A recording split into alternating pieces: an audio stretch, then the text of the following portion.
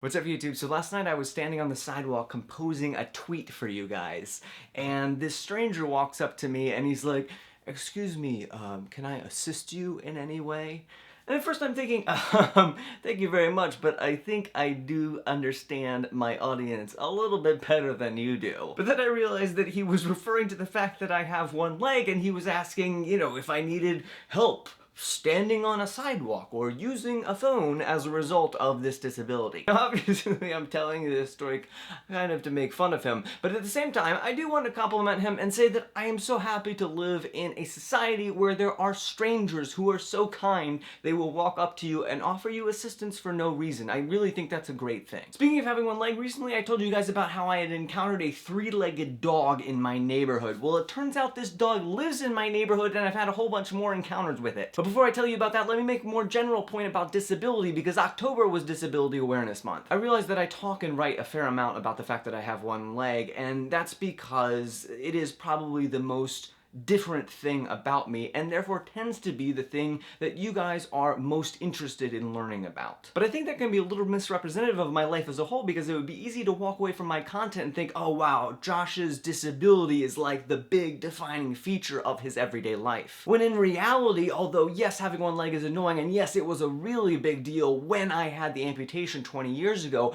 in an everyday sense, having one leg is not really like something I think about that much. In fact, I love the official slogan of Disability Awareness Month this past year, which is, "My disability is just one part of me." And while I'm certainly not going to deny the fact that I have a disability, I'm not one of those people who's like, I don't believe in disabilities, I only believe in abilities. That's some clever optimistic wordplay right there. No, obviously I have a disability, but it's just one small aspect of the many things that make up me as a human being. But I get how when you look at a person with a disability, the disability can sort of overwhelm your judgment of who they are as a person. In fact, the same thing happens with animals, because whenever I look at the three-legged dog, obviously what I most notice is that the dog has 3 legs. The dog has a female owner who seems to be about my age, and we walk by each other now all the time, and it's so awkward because I'm so unsure. Like, what is the dog thinking when he stares at me? Like, does he realize that he's an amputee, and then he looks at me and he's like, oh man, here's a person who's walking with 1 leg and 2 crutches, essentially 3 legs just like me. Man, you are my master, you're my people. Why don't you take me away from this traditionally configured human being who's walking me around all the time and clearly doesn't understand my problems as an amputee? Or you know how sometimes animals don't really think of themselves as animals? If they're a pet, they kind of think of themselves as a human being. So maybe he thinks of himself as a human being, he looks at me, he's like,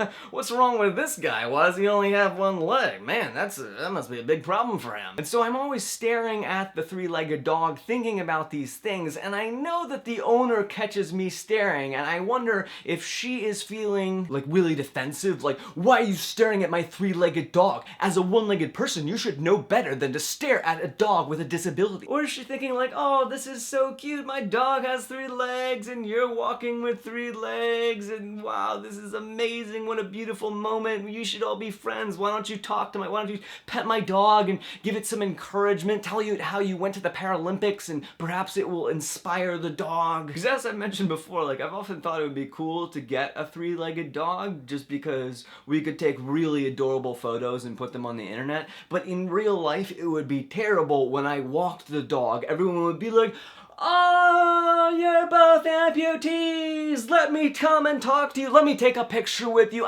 This gives me hope for the world. I was so sad, but now I see a one-legged man with a three-legged dog, and it's like, there's color in the universe again. Let me touch the dog. Let me pet the dog. Don't worry about wherever you're going. Let me talk to you for like an hour. Anyway, that's how I imagine it would go. So what do you think I should do the next time I walk by the three-legged dog? Let me know in the comments. AMPUTEE